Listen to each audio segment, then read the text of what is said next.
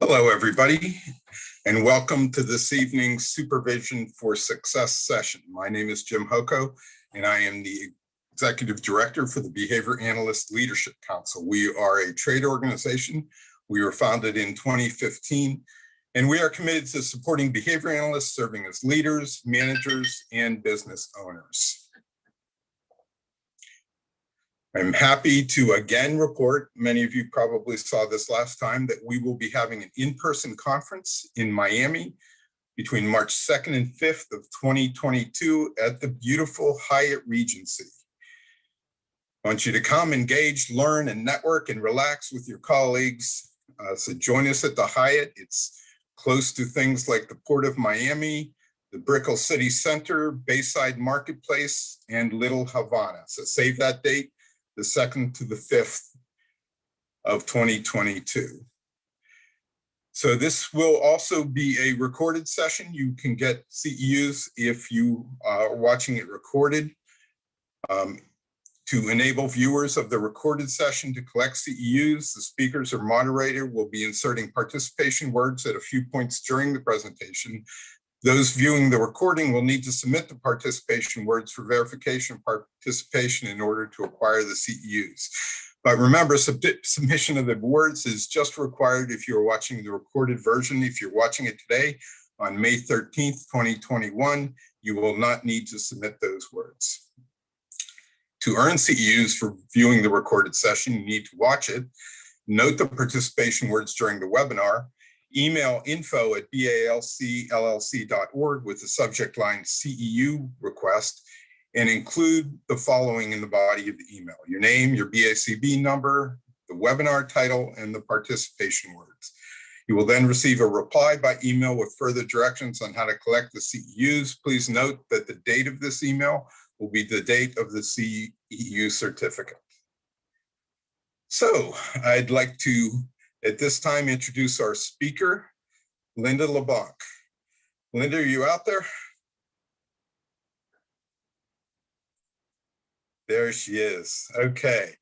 So we are really pleased to have Linda with us today. Linda is the president of LeBlanc Behavioral Consulting, LLC. She's also the editor of JABA, and she has got her PhD from Louisiana State University, did her postdoc at Kennedy Krieger Institute, has been the director of clinical training at Western Michigan, as well as the director of behavior analysis at Auburn.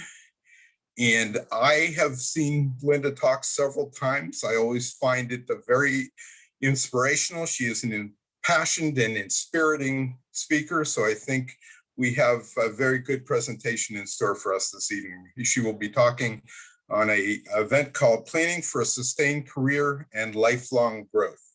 So I will stop my share and turn it over to Linda at this point. Hi, Linda. Hi.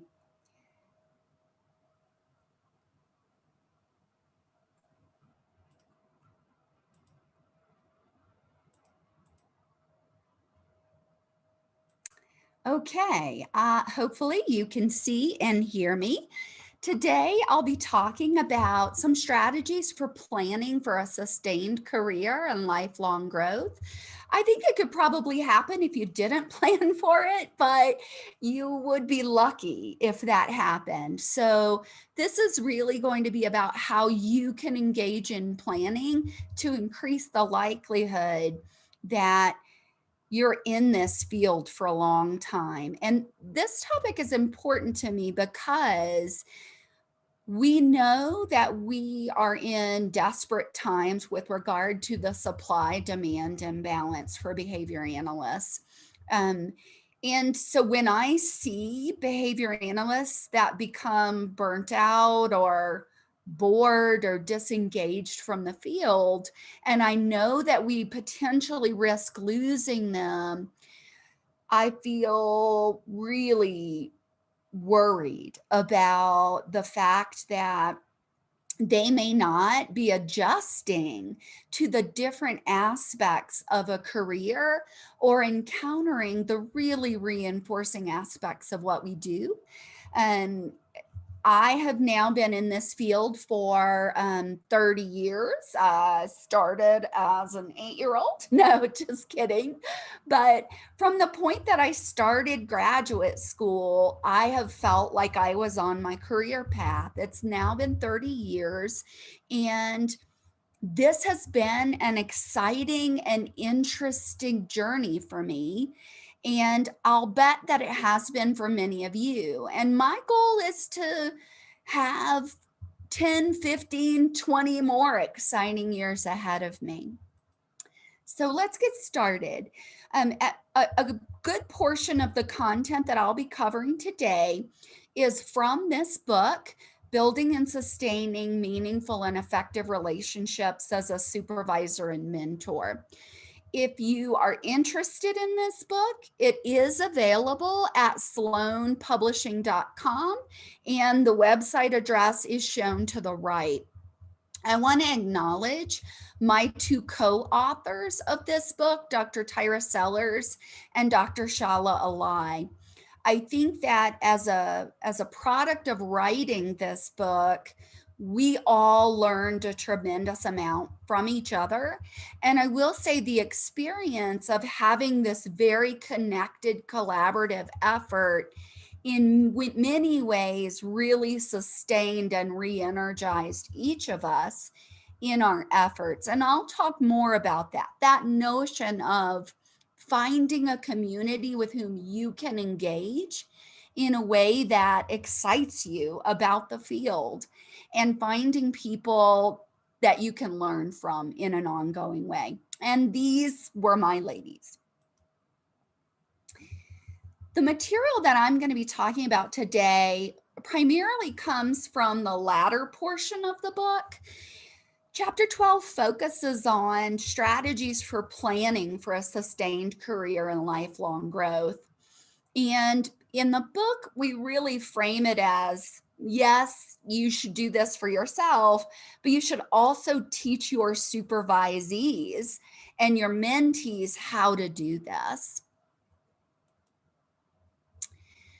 So one of the things that is ahead of you and behind you is a series of choices, roads diverging in a wood, so to speak, that represent different opportunities, different career paths, different opportunities and for impact, not just opportunities for yourself.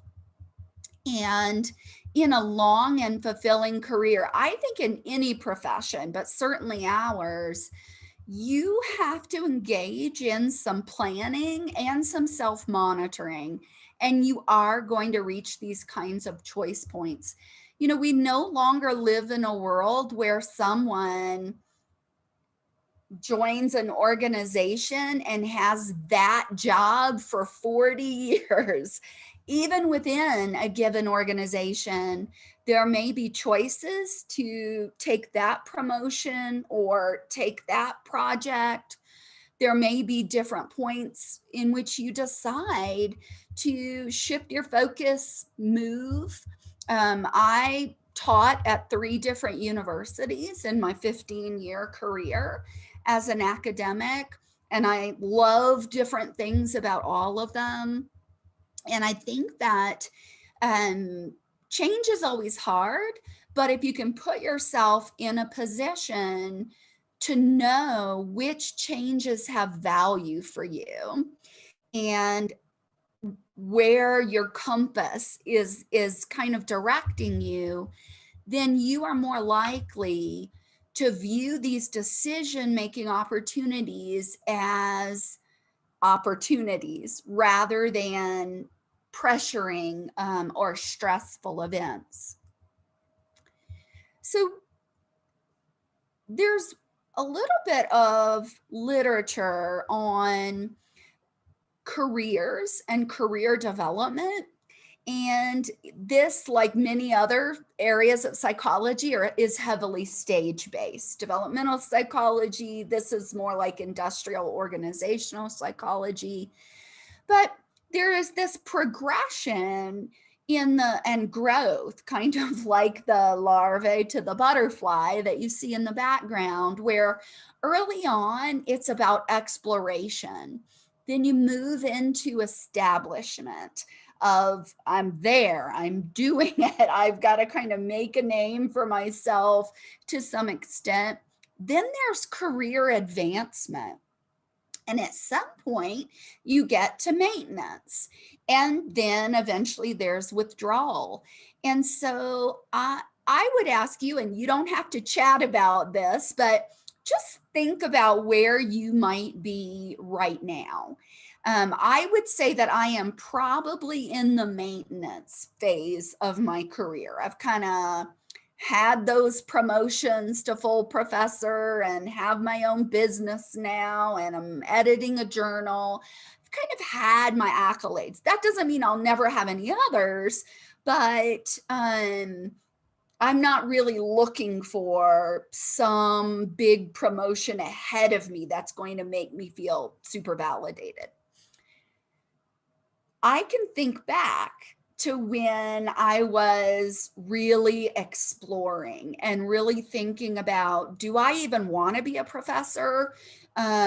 Maybe I want to be a clinical director, and maybe I actually want to work in nursing homes or adult day programs with individuals with dementia. It just felt like everything was exciting. Everything was interesting, and I just wanted to explore it all. And over time, I was fortunate enough to explore a lot of those things as I was establishing my career and moving along. Well, at each stage, there are some things that you can do that increase your likelihood of success at that stage and in transitioning into the next stage.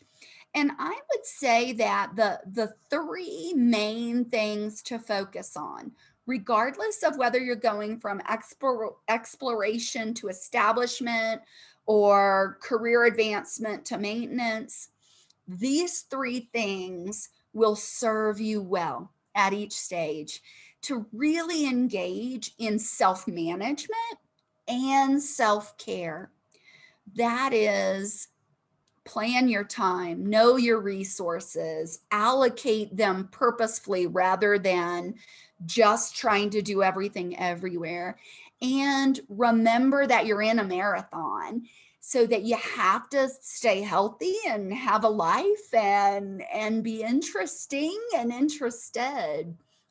The second thing is knowing and maintaining access to reinforcers. And that really relates to the interesting and interested, which is a phrase from my friend and colleague, Barbara Esch, that really resonates with me. She always talks about how the people she's drawn to have both of those characteristics. And I think at different points, if we start to get worn down by the burdens, the trappings of the job, the career, we can see that we lose interest, and we might even become less interesting. Knowing what your reinforcers are and accessing those reinforcers and having things that you like to talk about and like to do and like to experience. Some people call that work-life balance. Some people call that, having a big personal life. Wherever it is your reinforcers are, know them and maintain access to them. And then the third thing is prevent isolation and burnout. When we become a little more fragile, a little more stressed, we tend to withdraw. And this can be a real point of fragility, because it's usually the times when we most need some connectedness and some support. So let's talk about some strategies for accomplishing these three things. And let's start off in the beginning when we're just little and tiny like this acorn. It's early career. We're just brand spanking new and shiny like a penny. It's been a long time since my penny shined. But early in your career, it matters a lot to plan and to manage aspects of your job and your work and your career. And we don't often teach people this. And many of you may feel like you were not explicitly taught this. And I think that's one of the reasons why my co-authors and I really felt that need to be explicit. Hey, if you're reading this book and you're a supervisor, some of these chapters are going to resonate really strongly with you for you. Also, let them resonate for your supervisees so that you actually do teach them to plan and manage early in their career. When people are just getting started, the fire is strong, the motivation is high. It's high enough to have them pursue graduate school, which is effortful and life disrupting and expensive and super stimulating, and get 2,000 hours of field work and study your butt off and take this certification exam. And we can be consumed with those tasks, which allow entry into the profession. And it takes a long time. It takes years. It takes a lot of effort. So when you get to that point, sometimes it could feel like the finish line. What you have to keep in mind is it's actually the starting line. Like no matter how big that relief, no matter how tired you are, sure, go take a nap. But guess what?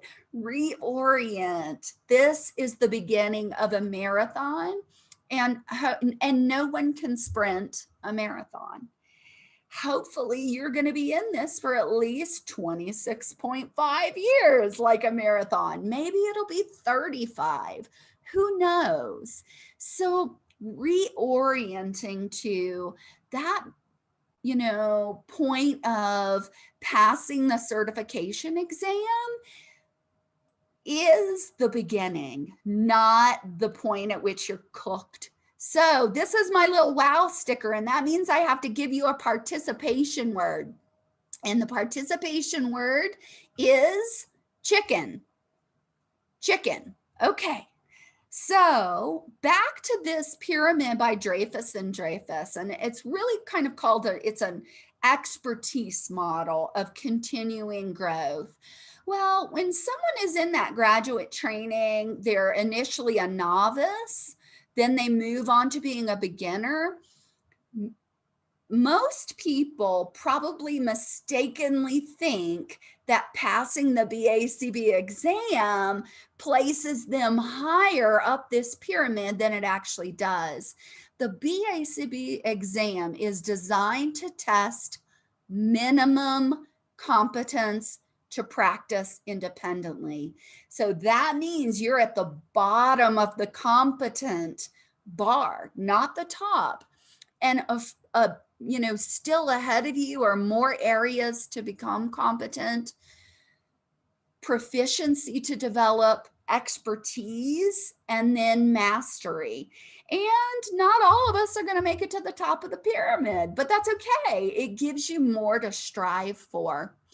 But that notion of here's where you are, still in the fat part of the pyramid, plenty of ways to go in your knowledge acquisition and your fluency.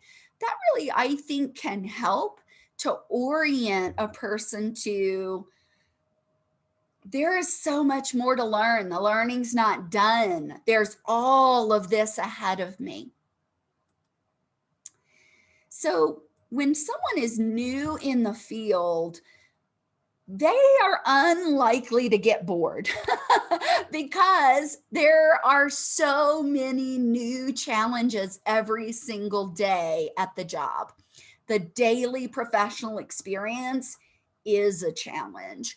The volume, the speed, the relationships, the everything, the comprehensiveness of the experience of being a practicing behavior analyst is very often overwhelming for newly minted BCBAs.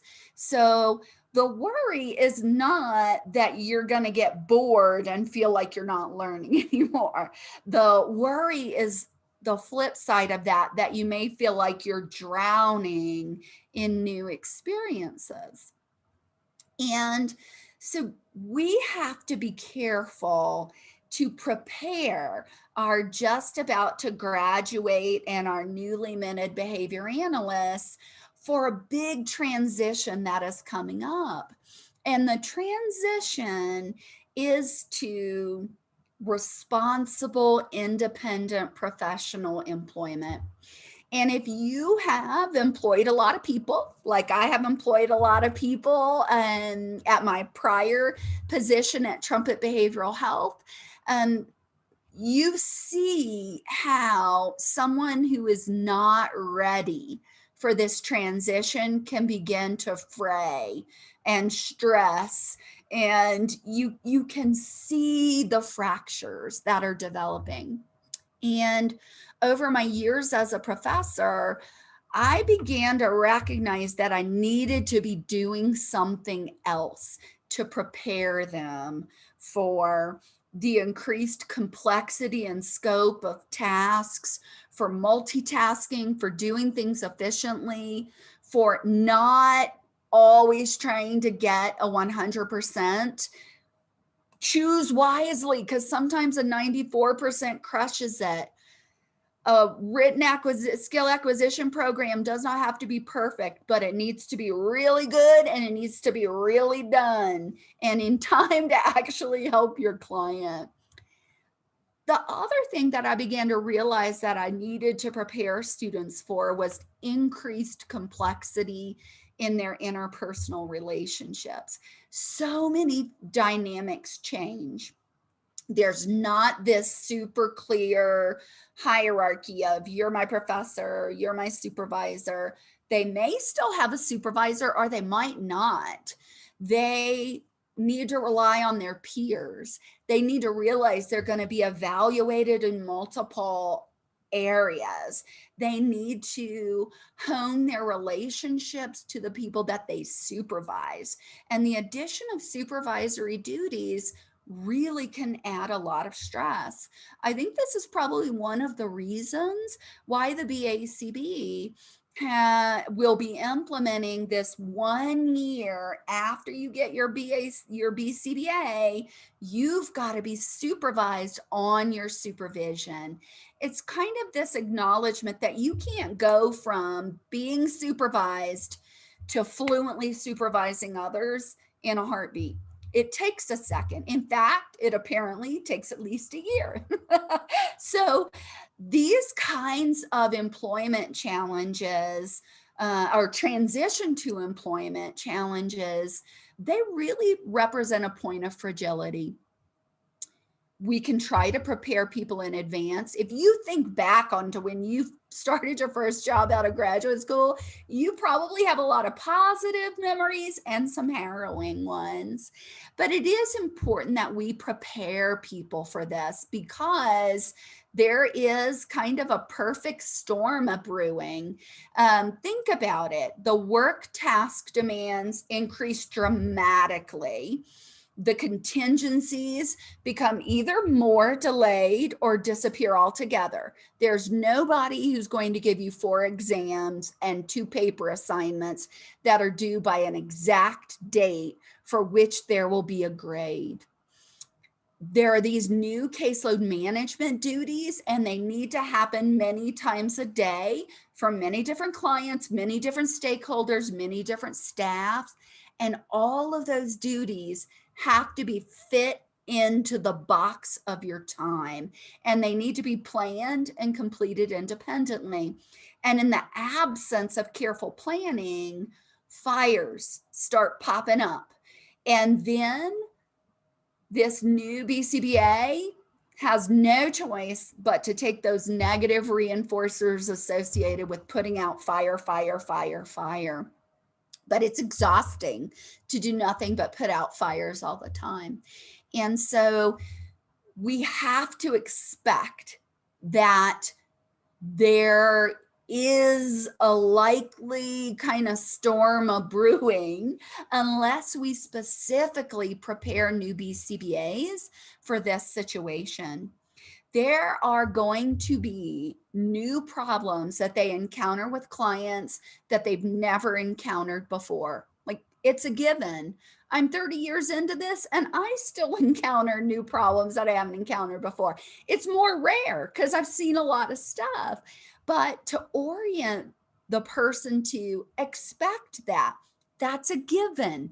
Just be ready for it. Here's what you do when that happens.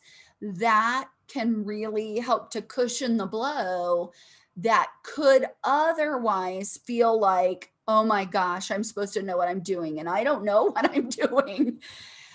The new supervision responsibilities, and for many BCBAs who entered the field at a young age, I started graduate school at 20 years old. I looked probably about 17, and I got my PhD. I had just turned 26 and I looked younger than that. I looked like I had probably was old enough to have a beer finally. And it's a hard place to be where everyone is older than you, and all of your colleagues and workplace people, or many of them, have more experience than you are. And the likely responses to that go a couple of different ways.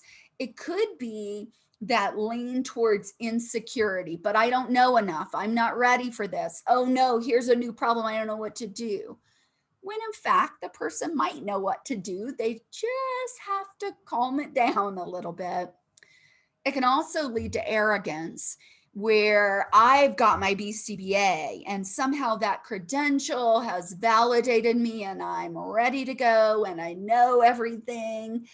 And either one of those responses can really lead to some negative experiences. Particularly the arrogance side might lead to interpersonal conflict. And you could have a heavy dose of both of those, insecurity and arrogance, and kind of flip back and forth. And so those kinds of situations basically mean you still need support and help and guidance and mentorship and feedback through that transition. I also think that in the first 5 to 10 years of entering the field, the majority of people have life and family changes. They might identify a partner, they might have children, they might need to relocate as a result of some of these things. So there is this perfect storm of things that could create stress, and that stress can erode your enjoyment of your career. So in this chapter, we kind of walk through some recommended practices for career resilience and enjoyment. And the point is, start strong early. But even if you're mid-career now or later career, this never hurts to hit the reset button on this. One of the things about grad school is you can run the engine real fast and still make it through that semester. You can just not sleep for a week in finals. You can, you can just not exercise for 6 months or just eat fast food, and you're probably going to be fine for a little while. But if you're talking about how are you going to get there for 30 years, you have to pay some attention to eating well, reasonably well, sleeping well, exercising vigorously, like cardio, and taking care of your personal relationships. You can't just put everything on hold while you dump 90 hours a week into work. There are people who make these choices in our field and in many other fields. but those people feel the effects. So thinking about, nobody's going to be perfect at this. It's all a balancing act, but it's got to be on your radar that this matters and that that's going to move you towards a healthier, more stress-free life, which increases your chances of finishing the marathon. The other thing is this: everyone is going to have some amount of stress at any given point. I hope this lovely field of lavender flowers is bringing your stress level down, but there's some amount of it there. And if each of us and our supervisees and trainees could become better at quickly assessing our own stress level, scale of 1 to 10, where am I at right now? And would I like that number to be different? And how does my own behavior contribute to the stress responses or to treatment for those stress responses? We're behavior analysts, and being able to orient to, hey, that stuff works for me too, is not automatic. Often you need a wise guide to point out to you that, like, I might be seeing a few contingencies here that could account for this. That is something that requires you to self-monitor and self-manage, to be able to notice your stress, recognize the antecedents and consequences for it that may well sit within your purview. And that's good news, because that's what you can change. The other thing is to be present and savor your reinforcers. And when you find yourself in a place where you're finding that hard to do, you've got to find a way to reset your stress, reset your behavior, and get yourself back in touch with your reinforcers. And a whole lot of our capacity to do this comes from the behaviors that we do to manage our time and our stress. And those two go hand in hand. Time management is stress management.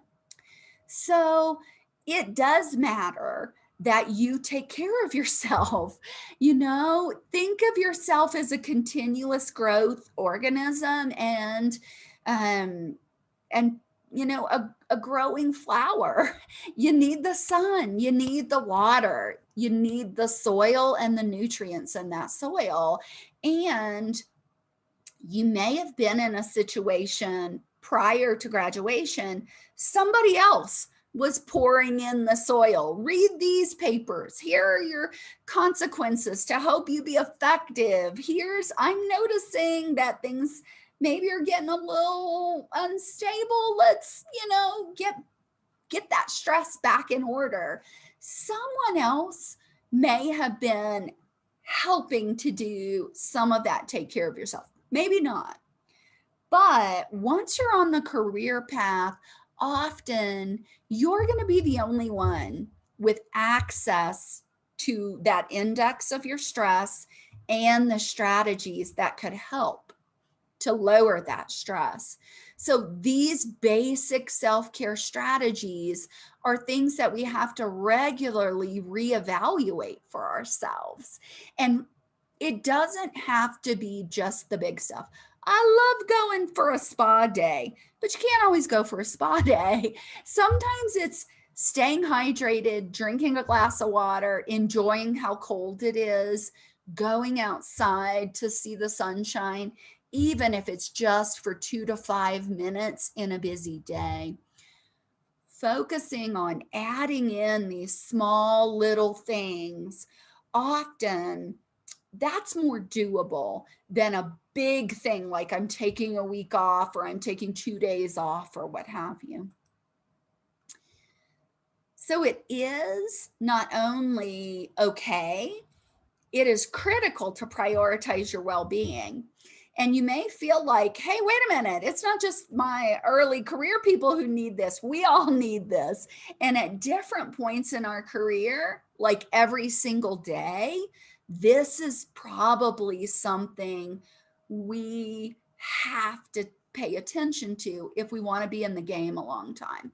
I've been in the game a long time and I didn't always pay attention to this. So it's not like it'll be over in an instant if you in fact drop the ball on one of these. It's about always coming back to center and balance, and about refueling. This graphic on the right, you can't pour from an empty cup. We are in a giving profession. We are helping. That's, I think, for the vast majority of us, that's why we're in this, to do what we do. And we have great capacity for that, but you cannot leave yourself bereft, or there won't be anything left to give to other people. And so being able to recognize how low is that cup getting and what are my strategies for refilling the cup, the sooner you begin to develop those repertoires, the better. The other thing that I think is important is that we self-assess our status, we engage in these behaviors, and we remember that verbal behavior is behavior, and that the way that we talk to ourselves constitutes our reality.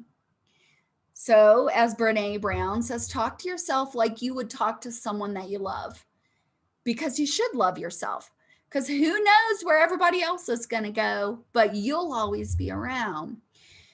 It is okay to recognize that you made a mistake, but over time, you got to develop that capacity to cut yourself some slack and to recognize, okay, I've made mistakes just like everybody else. That's it. That's all. I'm going to do the same thing tomorrow. Hopefully not the same mistakes, maybe a little bit different ones, but that if you could forgive someone else's mistake, you have to be able to do that for yourself, or you are constantly kind of re-injuring yourself and adding to your burden. Now, there is a real risk for people who struggle with what I call core professional skills.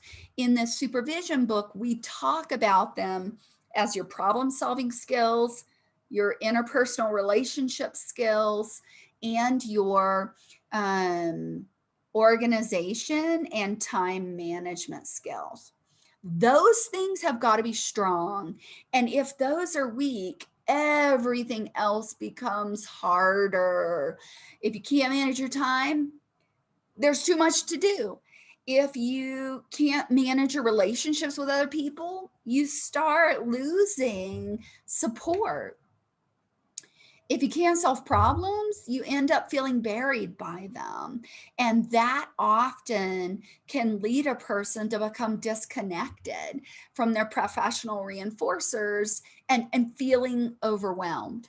And as I mentioned before at the beginning, that this is my fear, those individuals who struggle with those skills, they may be at risk of abandoning their career. Like, this is too hard. It's too much. That too many other jobs are easier. Well, that's true. That's actually true. Lots of other jobs are easier. The issue is that if you really got into this field because of the reinforcers associated with this field, we got to help you get those reinforcers. We've got to help people be able to really connect with families in powerful, meaningful ways that lead them to see how much these individuals' lives are improved and how grateful they are to have the change and the opportunity. Those are some of our professional reinforcers, but without some of these skill sets, you won't access them very often. And, this is true not only in our profession. Transition to the workplace is a difficulty in almost every profession, and it is particularly true in health and human services professions, so much so that everybody talks about work-life balance, whether you think of it as one thing or the other, or you think of it as that bottom, I'm juggling everything and trying to keep it balanced. This has become such an issue, particularly in healthcare, that there are now multiple resources that are designed to support people and prevent burnout in healthcare professions. So all of these things come down to a core skill that I call it a core skill. It's self-management. And if you're going to successfully transition to the workplace, oops, sorry about that. It requires that you've got to be able to plan your time and your effort. And this citation from Irvin, 2008, and Mazerel and Walker, they're not from our field. They're from other fields like physical therapy, personal training, nursing. If we don't help young professionals get really great at being organized, managing their time, recognizing problems early, they fray, and potentially the whole field suffers. So these are these core professional skills that I think are so critical. In the book, there are various chapters on each of them: problem solving, time management, interpersonal skills. And here, this article actually is from behavior analysis. So our research team at Trumpet Behavioral Health actually looked at individuals who either were really good at their caseload management duties or really struggled with their caseload management duties. And if you work in an ABA organization, you've seen this difference. This person, they get their programs written, they're looking at their data, their clients are making progress, they're meeting with the families, getting those reports done. It's not that it's not a lot of work, but they know exactly what is ahead of them and when it needs to be done. And there are others who seem almost taken by surprise by, oh my gosh, a report is due and it takes a really long time to write. And there's cumulative stress associated with feeling like you can't juggle all of those tasks. So in this study, what we did was we looked at a variety of different variables, and including time management skills, et cetera, including geographic distribution of your client base, funding source constraints, you name it, a wide range of things. And in fact, organization and time management was consistently the biggest predictor of not only underperformance, but stress and even exiting the workplace. So it is all about self-management and honing these skills. And someone who has good skills in, let's say, undergrad may still struggle when they get to grad school. You might have it down in grad school, but struggle once you get to a workplace environment that's faster paced. If you're good at this, you are going to be able to adjust to every new environment, including that mid-career promotion, including that, later career opportunity to edit a journal, which comes with a gajillion tasks. And it's all about self-assess and be honest. And it's okay that you're good at some things and not the others. Create a plan. What do I need to work on? How do I need to change things? And recruit support for implementation. Part of what I do in my company, LeBlanc Behavioral Consulting, is I provide coaching to executives, CEOs, chief clinical officers, their whole team. A whole lot of it is about these same core skills that are now required at such a level that they need a little bit of support to transition to thinking at that higher level, to interacting primarily with people who don't share their background and being able to convey their values and the needs of an entire clinical team to people with finance, business, operations, backgrounds, etc. So at every stage, it really is about self-assess, create that plan, and recruit the support that you need. So in each of these chapters on the core skills in the book, there is a self-assessment tool. This one from, I think, chapter 8 is to help you self-assess your organization and time management issues. How do you schedule? How well do you stick to that schedule? Do you know? Do a time analysis. How do you manage a to-do list? How do you transition things from your list to actually getting done? Time and effort. What about electronic prompts and reminders? How do you quickly access everything you need, whether it's a data point, a program, etc.? How do you get to things on time? And do you? All of these things are core skills that you need throughout your entire career. And if you start without them and you're not readily contingency shaped to develop these quickly, you can fall into a hole that feels like a dark place. And if you get a new job, a new opportunity, a promotion that requires you to have stronger skills than you've developed thus far, that's another stressor. It just may come 10 years in, 8 years in, 30 years in. And for the most part, it's the same core skills and evolving the skills and evolving the system that help you get a handle on things.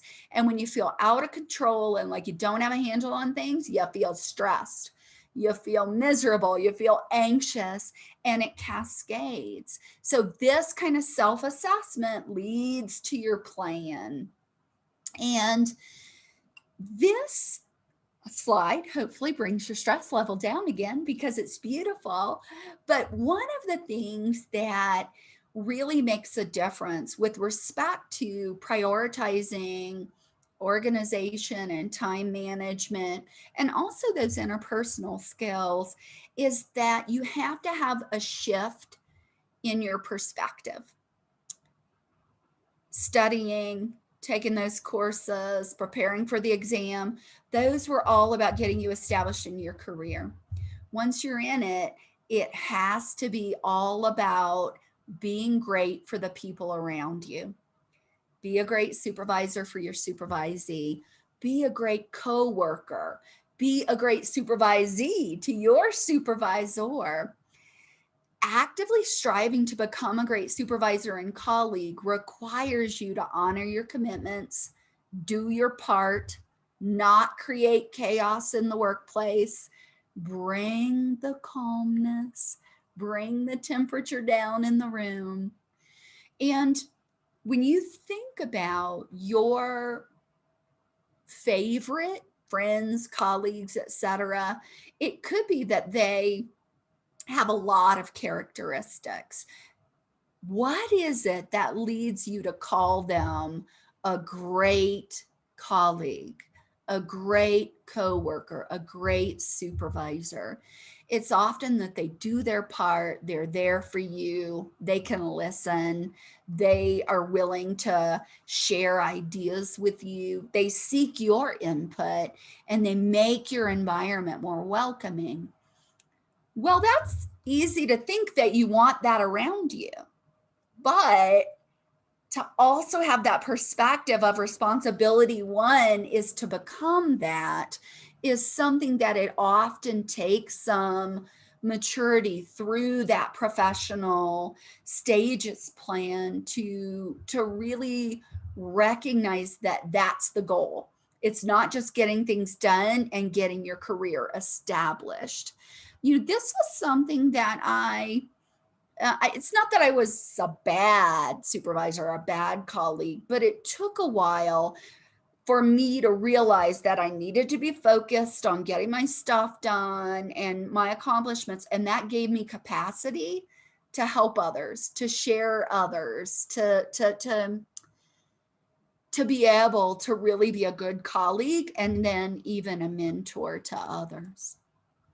So as you are kind of being that great supervisor and focusing on those supervisory skills, one of the things to keep in mind is that you have to learn how to build effective supervisory relationships. And that often requires collaboration, participation, and bi-directional feedback.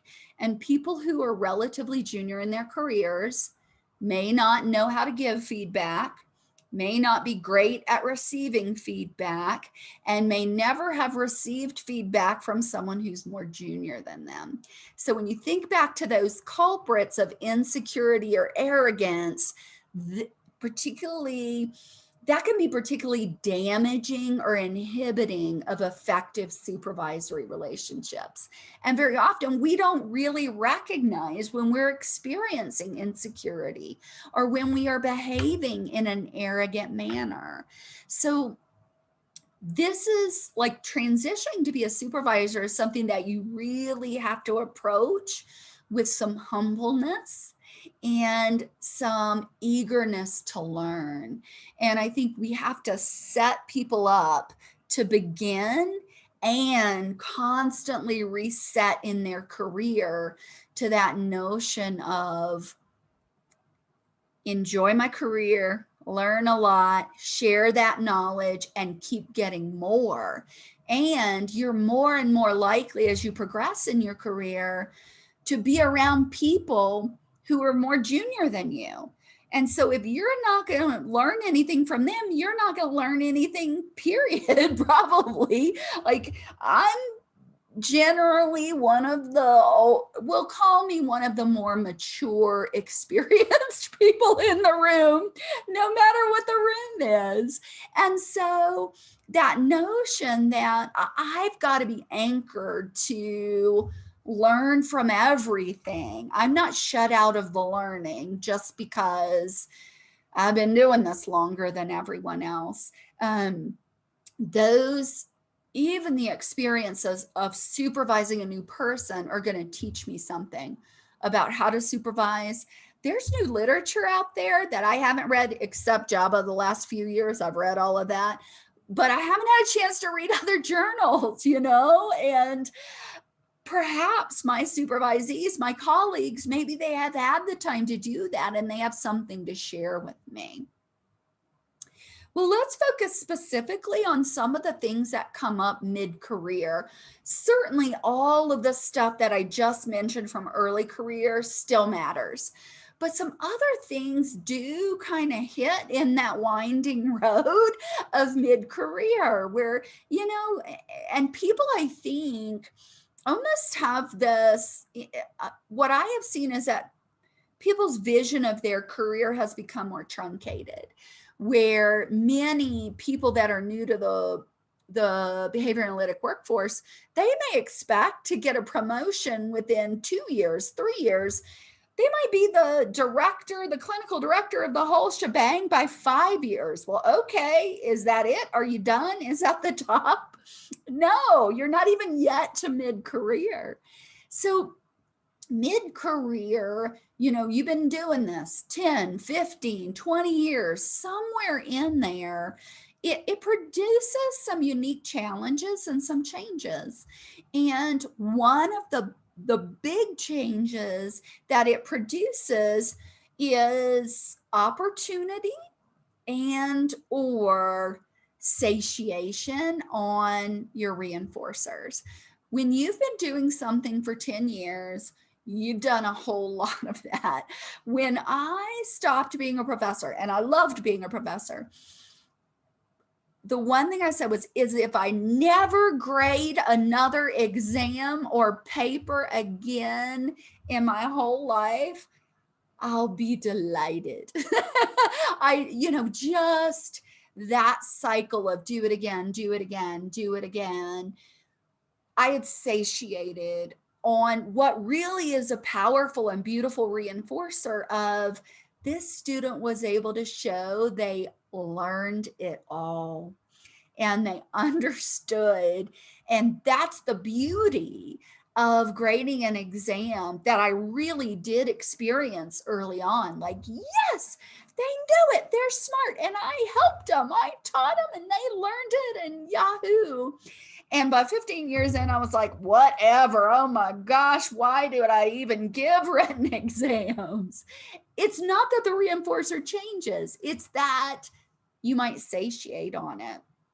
And so you have to really know your professional reinforcers and know that they may change. So constantly reassess them and maintain access to them. One of the things that lots of people love about grad school that they miss once they kind of get out into the workforce is that structure kept them reading the literature, kept them learning things, kept them engaged in dialogue and discussion. And now those contingencies are gone. You don't have to go to class. No one's taking attendance. There aren't going to be any more exams. There is a contingency of continuing education, but there are lots of different ways that you can choose to get that continuing education. And some of them might just check the box and some of them might refill the cup. So thinking about, how do I like to learn? What's going to create an intellectually stimulating environment for me? Do I want to go to those conferences? It will happen again. It will, including next March. You might choose different work environments or different positions. And as you do so, you have to think about, what are my professional reinforcers? What are the new ones that I might get? And what are the old ones that I don't want to lose? And this is something that I always counseled my students on. Carefully consider promotions. People might give you a promotion because they need you to be that thing, not because you want to be that thing. So the notion of promotion always sounds great. Sometimes they don't even come with a raise. Thinking about, do I really want that job? Not just in terms of the title, the money, the whatever, but will I have the reinforcing events every day that at least meet or exceed what I have now? And sometimes the value of any given position is greatly enhanced by the fact that it is a change from what feels a little bit humdrum right now. You've satiated a little bit on what you've got right now, and different seems appealing. When the different wears off, are you still going to love that stuff?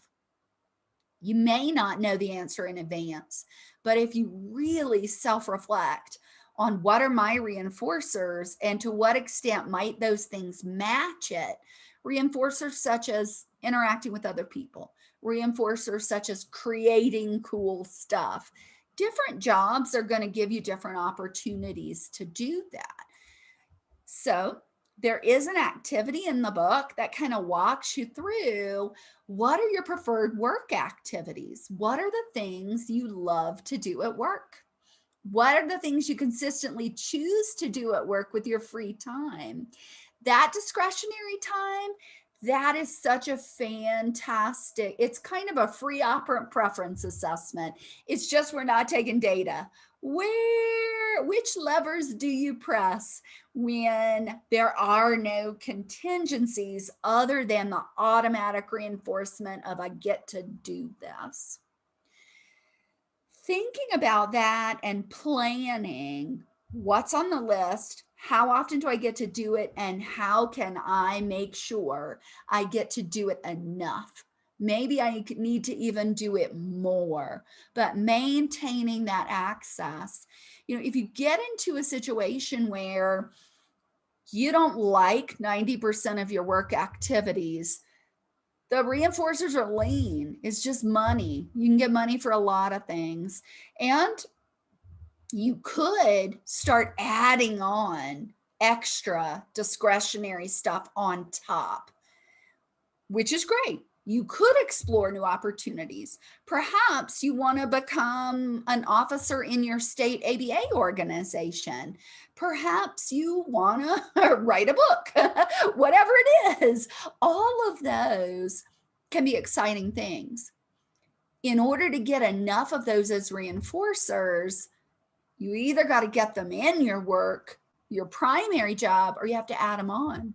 And you have to be careful about trying to sustain too much add on top, because it also comes with burden that can throw out of balance that health, wellness, sleep, eat well, exercise, that kind of thing.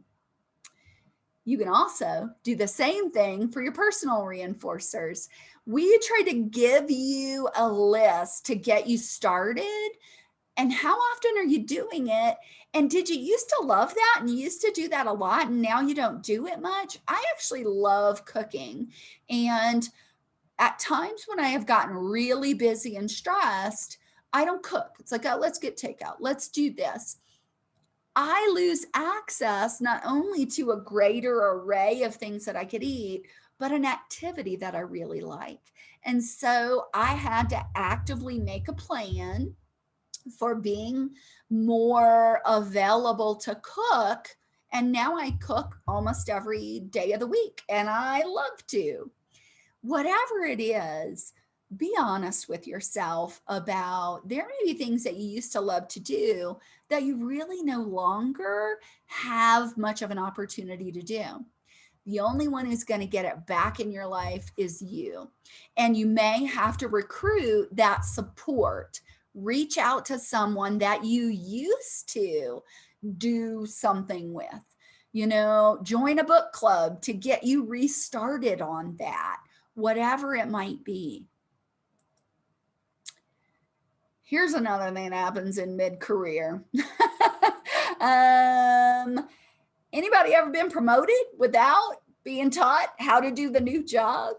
This is actually standard operating procedure where you're promoted, but you're not really given a lot of support and training in how to do that new job. For many of us, managing other people instead of managing programming is a big shift. It requires something very different. And I've seen many behavior analysts really succeed in their caseload management. Their clients do well, their families love them, their RBTs love them. They're just so fantastic as a practicing BCBA. And then they transition to supervising and managing other BCBAs, and they can't make the shift. They try to keep going down and doing it and changing the programs themselves, and they don't have a lot of success or reinforcers with then managing other people.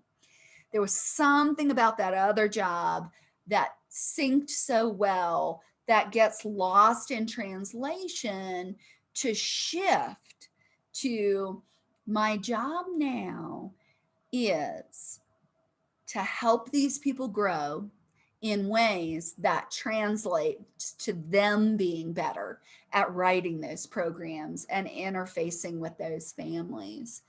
And often, you could probably list on, I don't even know how many people you could list that you've seen have that experience in our field. And it happens in other fields. Like this stranded by the boss meme is not from our field.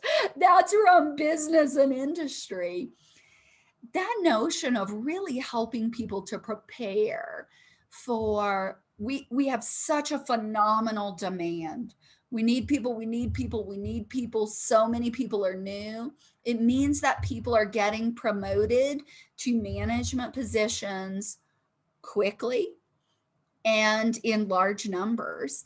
And they have to be supported in how to shift to thinking about what do these people need, not what do the clients need. And what they don't need is a bunch of answers.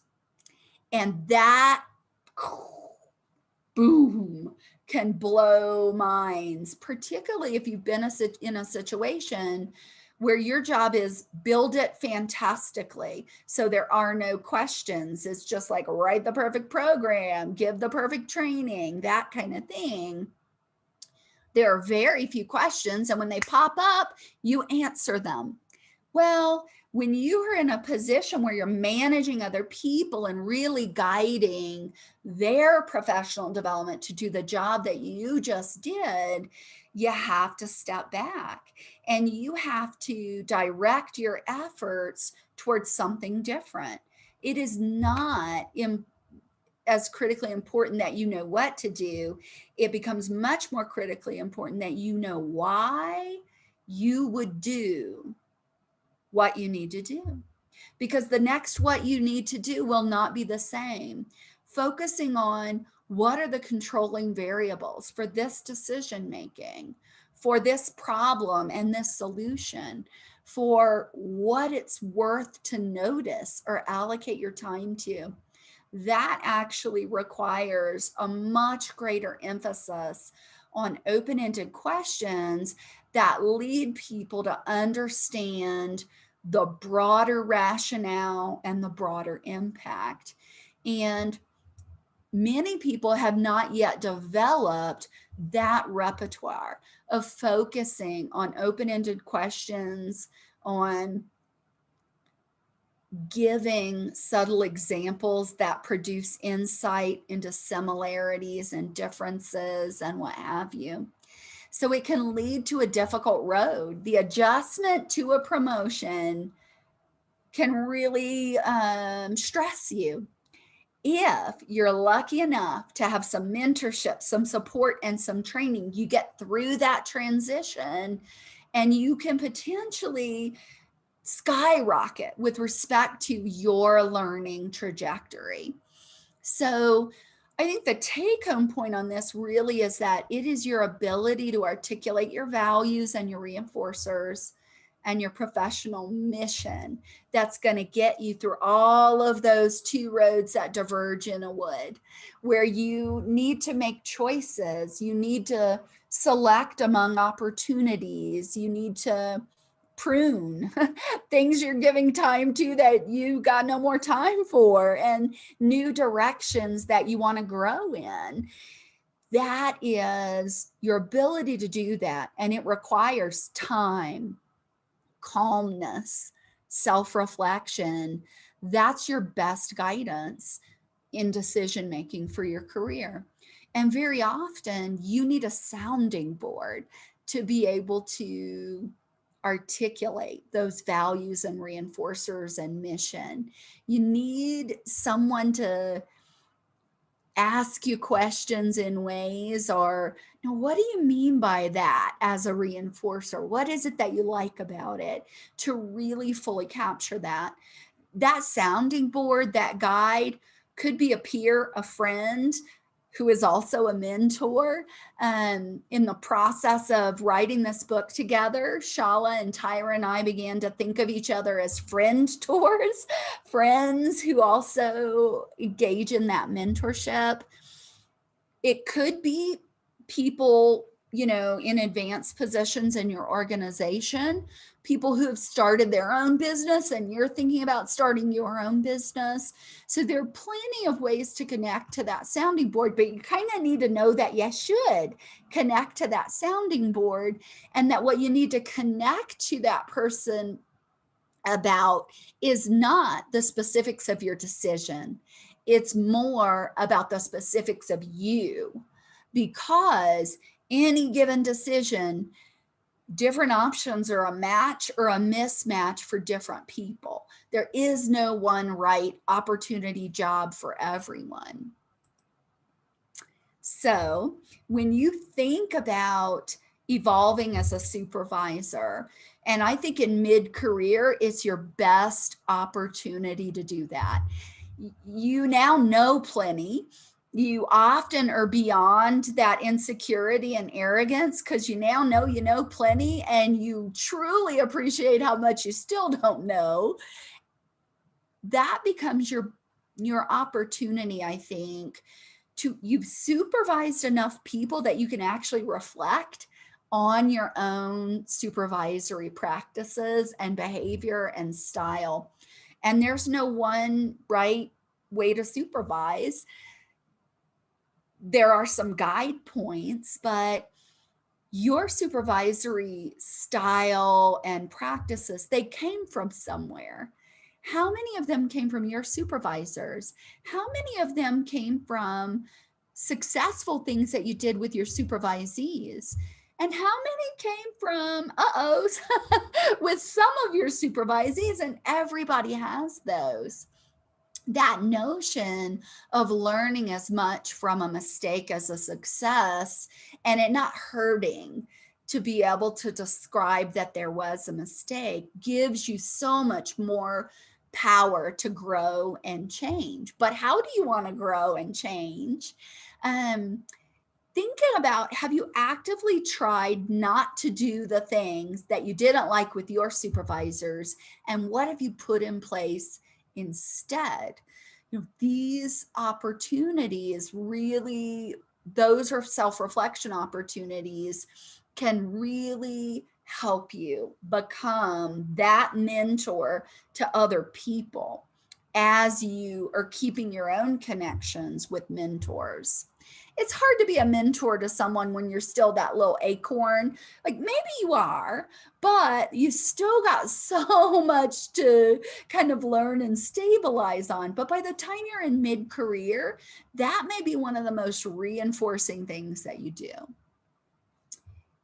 Here's the third part of keeping it fresh, keeping access to those reinforcers, adjusting in mid-career.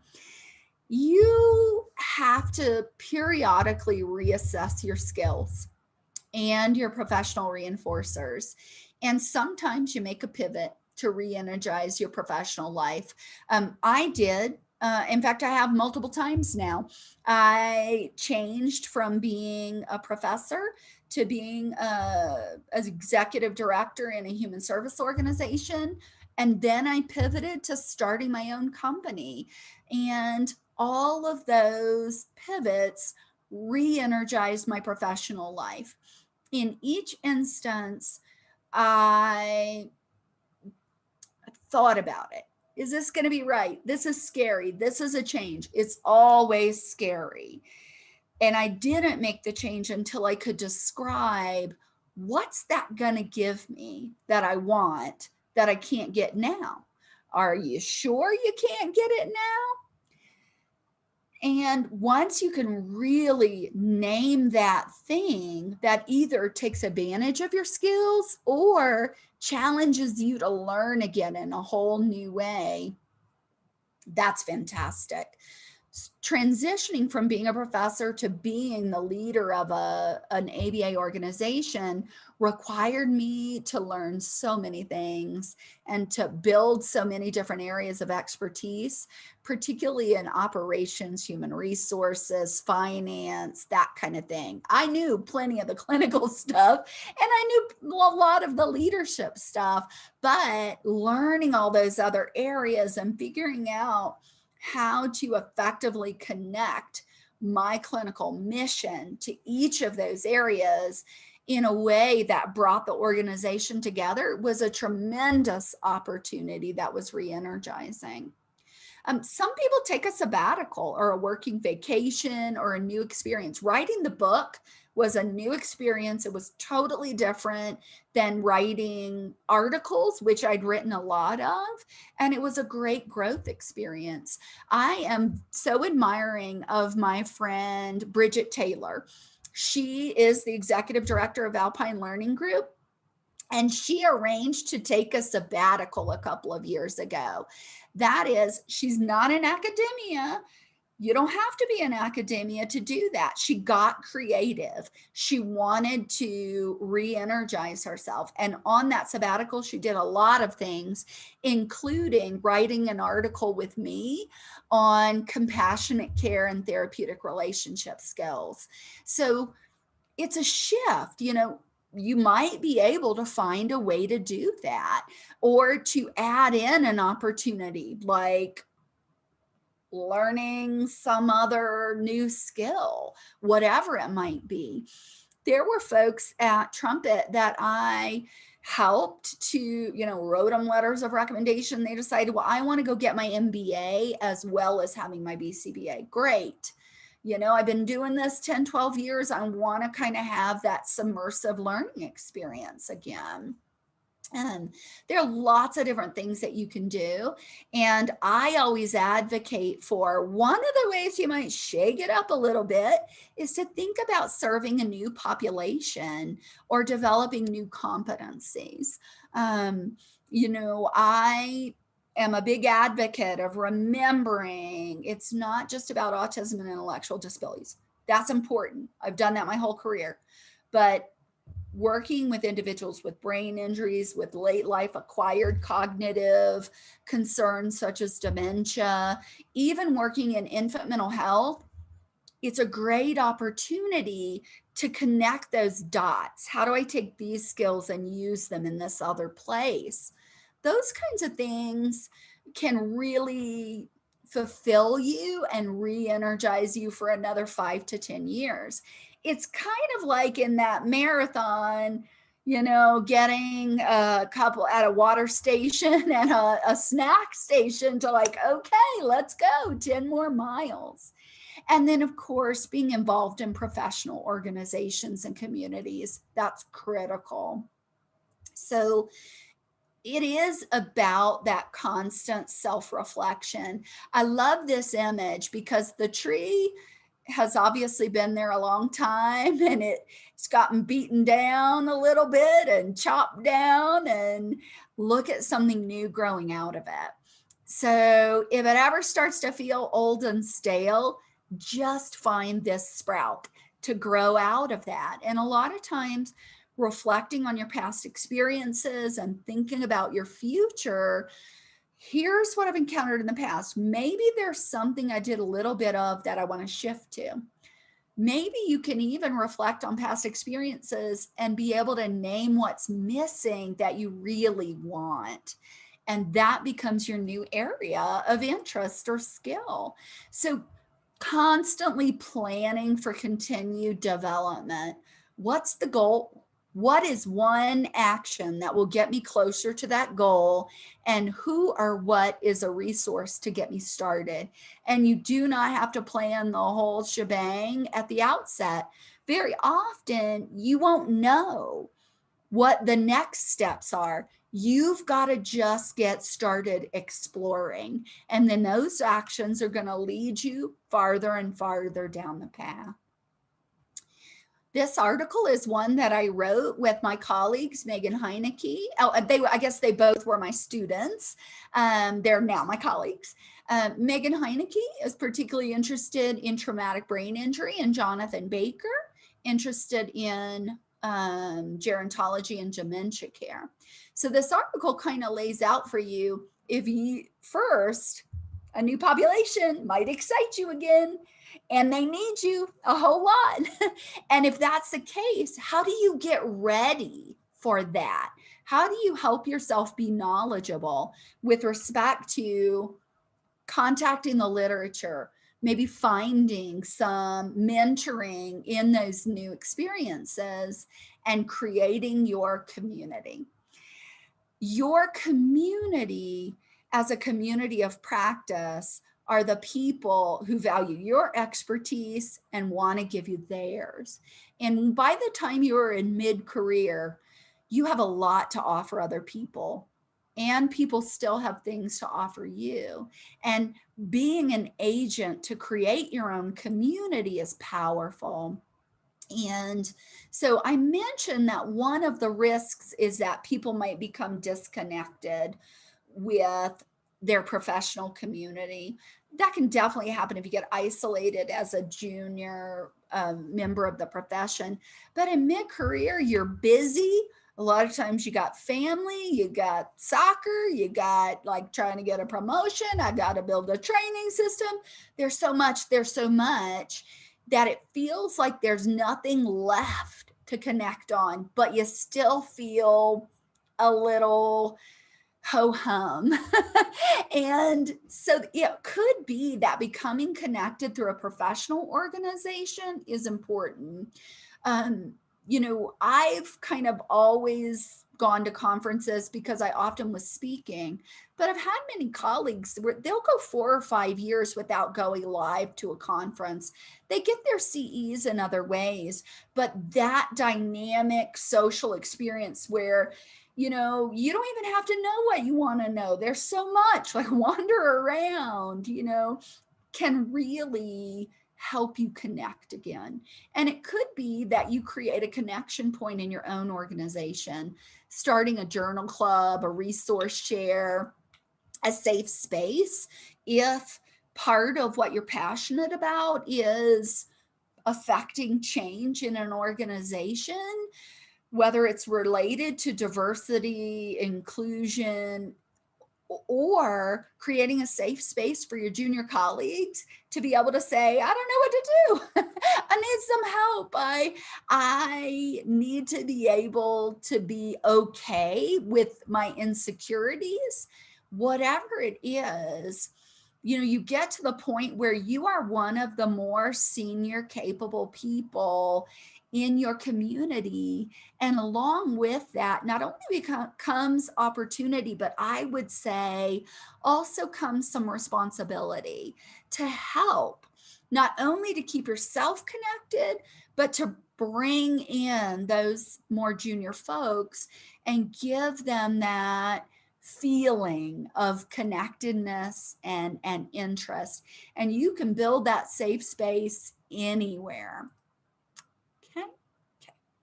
All right. This is a quote that I love. It's from Hillary Clinton.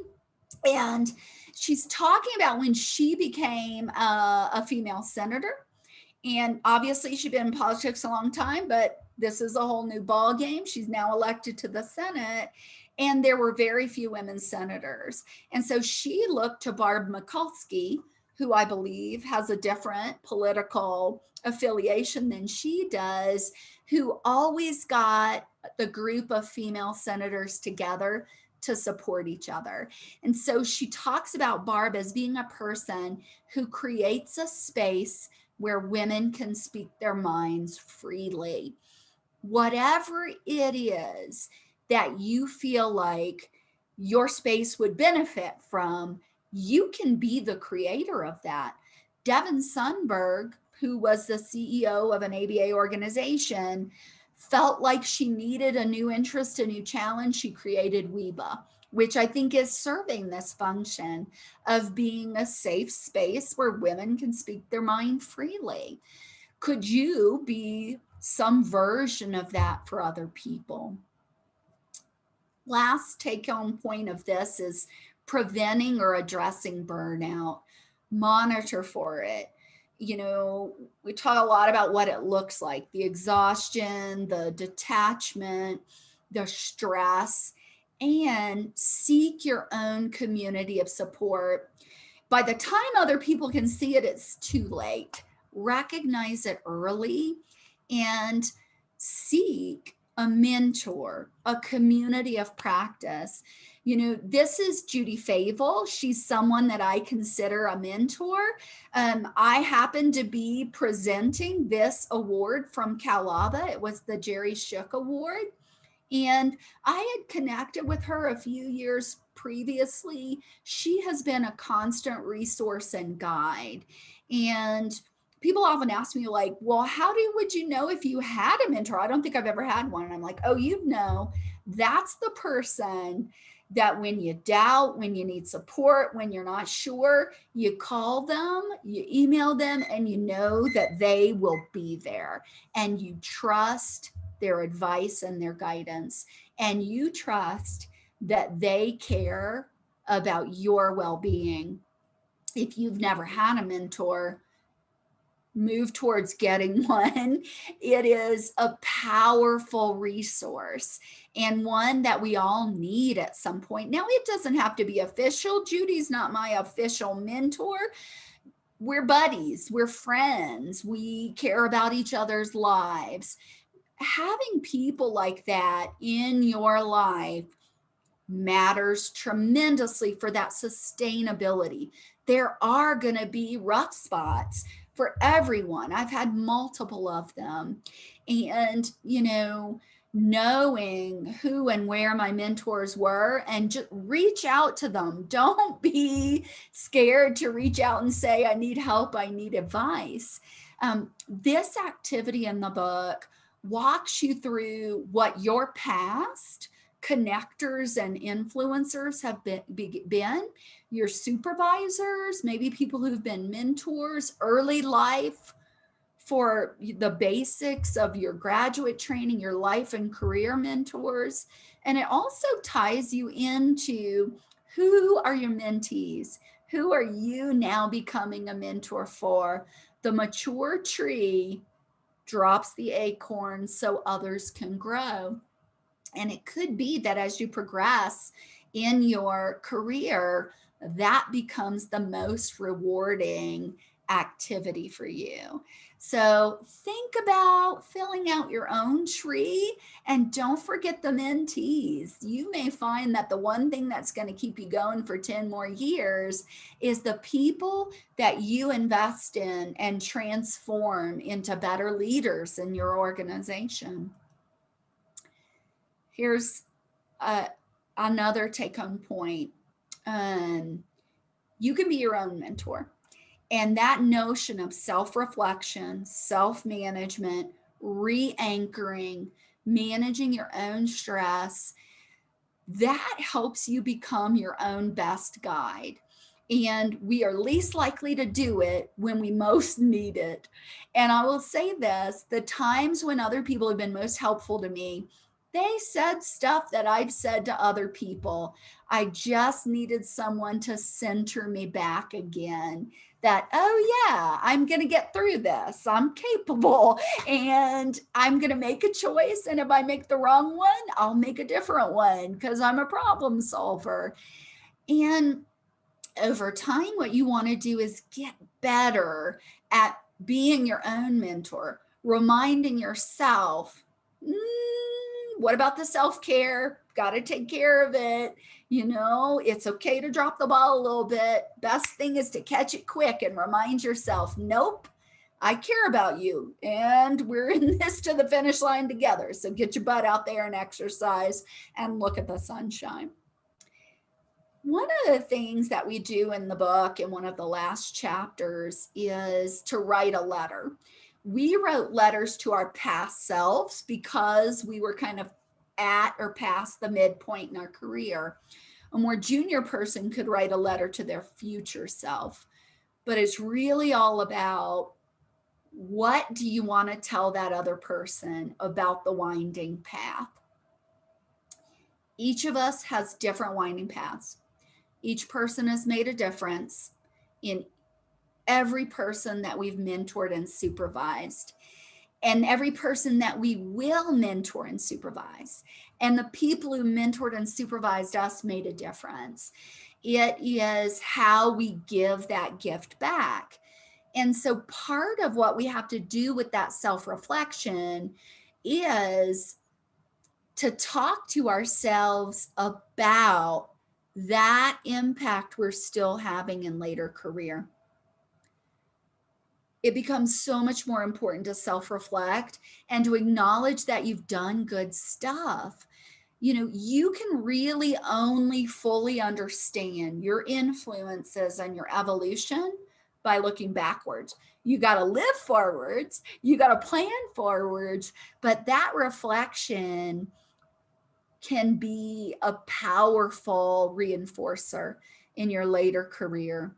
You shift that focus to the little acorns, and you think about all the things that you've learned that you can now give forward that are going to become the rest of the forest.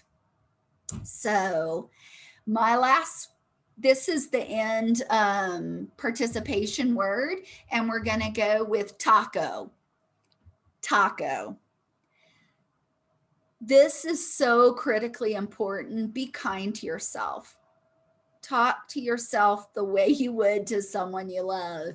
The failures and successes are teachers, and don't be afraid of either one of them because they're both learning opportunities, and it doesn't have to threaten you and your existence and your value to have made a bad choice or to find out that a solution didn't work, right? This is what we do.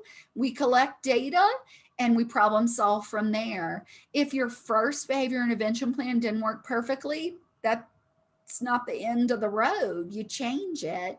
And it's the same thing about plotting and planning your career and reflecting on those past relationships. Sometimes it can hurt a little bit because you will have made some mistakes and it's no fun thinking about those, but it really puts you in a position to be an active determiner of your own learning. And it also really puts you in a position to experience gratitude. So keep in mind, we have each had a different winding path. All of us had to walk it to get to where we are, and we've each made a difference. And there's no one who could possibly be on this webinar right now that hasn't done tremendous things for a lot of people to improve their lives. And you all made mistakes just like me, and that's okay. Put yourself in that position to be grateful for all of them, because experiencing all of those things moves you farther down that path. And most importantly, stay in the game. Stay in the game, and the longer the path gets, the more you have to look back on. It's like being higher up the mountain and seeing that broader vista. And this is a quote from the last chapter of the book. It's one that I think is important, and it's about you being the product of all of those people and all of those learning experiences. Whatever you do going forward, the field's behind you. All of your people are behind you. So go forth and give and be kind to yourself. Thank you.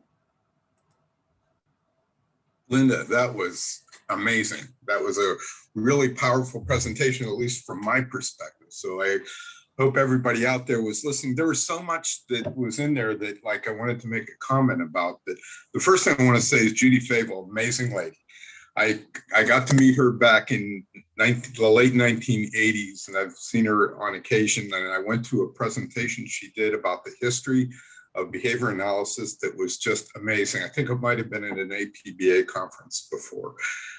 So that's my first comment. My second comment, after having been in the supervisor role for a long time, I realized, reflecting back on my path, the point at which I was proficient at the bidirectional feedback was my turning point. The point at which you're comfortable with what you know and with what you don't, and you use your team and your resources in order to accomplish things, and you're not put off by somebody giving you feedback, you're actually growing by it, was huge for me. So that's the one point that I almost wanted to interject and say, yes, that's really, really important. So thank you very much for this presentation. Are there any questions, or? We didn't have a lot of questions, probably because you did such a good job at thoroughly covering everything. So that's great. I'm hoping you're going to be doing this presentation again in other places, because I do feel like it was very valuable.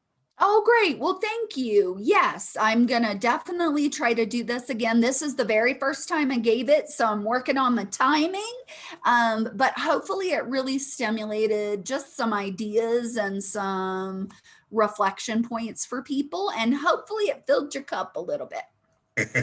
Great. So I am going to share my screen again now and just tell people that to get your CEUs, you need to email the info@balcllc.org with your name, your BACB number, the webinar title, and the participation words. These are only for people who are not watching this recording today on the 13th of May. If you're watching it recorded, then please do this to get your CEUs. And I want to say, we're almost out of this pandemic, hopefully, but still, please stay safe, be well, and thank you for attending this BALC event.